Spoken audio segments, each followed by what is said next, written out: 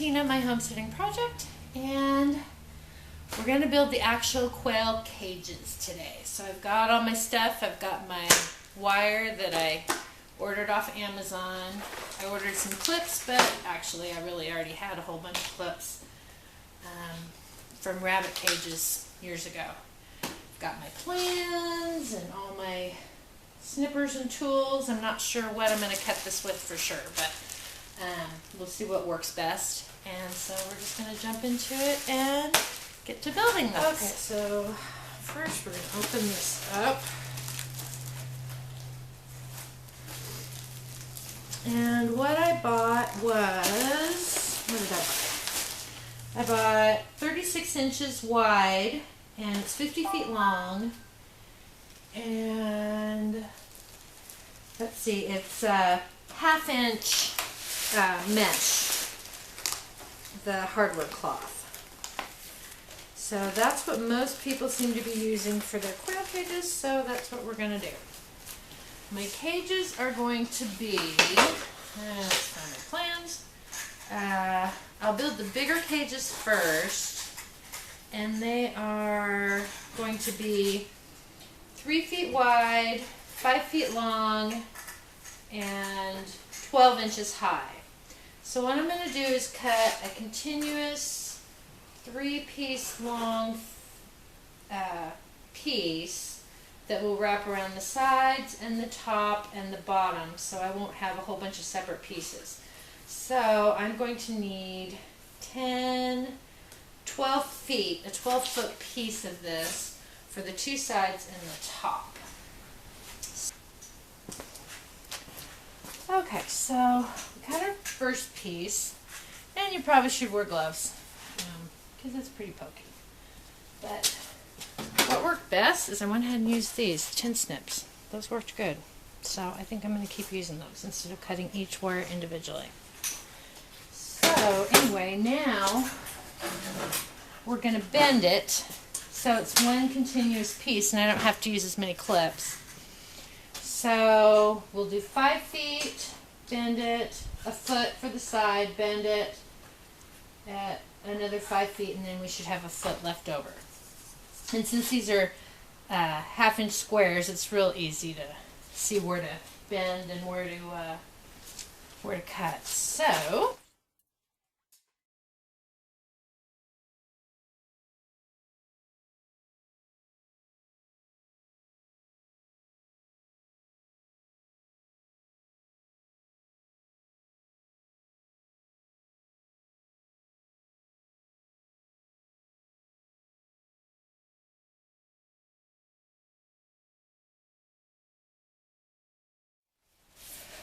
next bend.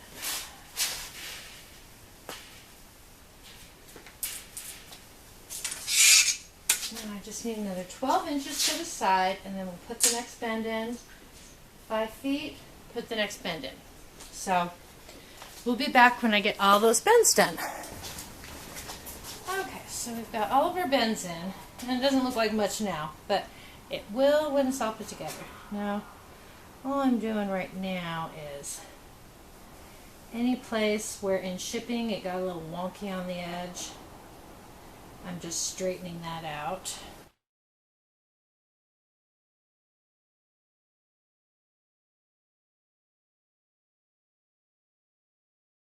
And you want to make sure that it's wire that is galvanized after it's welded, because that will keep it from rusting better and it'll last a little longer. So, okay, so now what we're going to do is we're going to put our ends together. There's a side, and here is a side. And we're going to hook that together with J-clips, which this is what they look like. Little J's, and you need a special set of pliers to fasten those. So you put the little clip in there, and then you just put it around the wire, and roll it together, and it hooks the wire together. So that's what we're going to do now. So we'll put some in the top and bottom to get it started.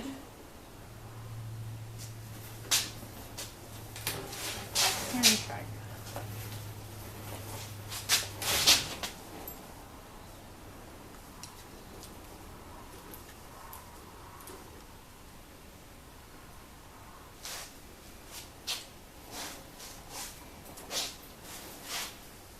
And once we get the front and the back on, it won't want to curl up so bad as it does right now.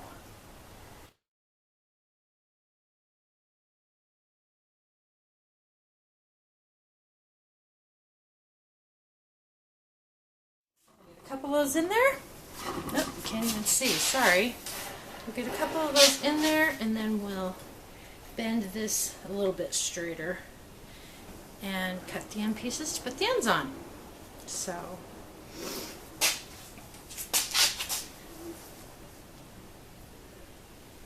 right like that. And I'll put a few more on and then I'll be right back. Okay, so I got a little carried away working on this and did not record a lot of it, but it's pretty basic, pretty easy. This is the bottom cage that's going to go on that rack that you saw. It's 5 feet long, it's 1 foot high, and it's 3 feet wide. So where I left off was we fastened the edge. So I fastened the edge up, and then what I did was I cut a 12-inch, 5 foot long piece, and I attached that along one side, and that was when I went ahead and put a divider in. And as you can see, it's a little bit wonky. I got off a little bit, but you know what? It's just a cage. Zip it. And so I cut another 3 foot long, 12-inch tall piece, stuck that in the inside, and went ahead and put my divider in first. And then I put my other end on. So this will be the bottom grow out cage, and it's real sturdy, as you can see. It's not going to collapse. The birds are going to be really good and secure in it. And so the last thing that I just need to do to this cage is go ahead and cut the openings for the holes. I am going to wait to do that though, because I want to see what size scraps I end up from building the top cage, because the top cages are going to be a little bit more shallow and a little smaller because they're going to be breeding cages.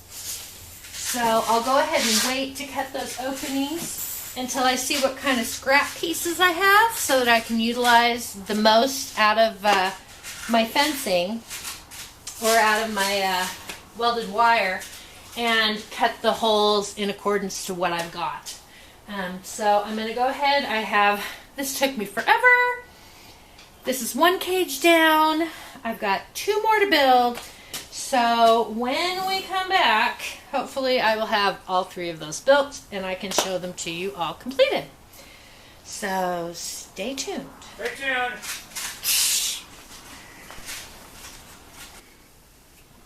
Okay, here is how they look all totally completed. Our quail cages. Now it's a little tight in here, so hopefully you can see okay. I've got my 3 breeder cages up top, and then I have 2 grow outs here, and then 2 grow outs way down there. So we will be able to house a lot of quail in here. I went ahead and I wanted sturdier wire for the doors to make it more sturdy, so I did not use the 1/2 inch by 1/2 inch hardware cloth. I used 1/2 inch by 1 inch welded wire that is 16 gauge, so it's a sturdier wire.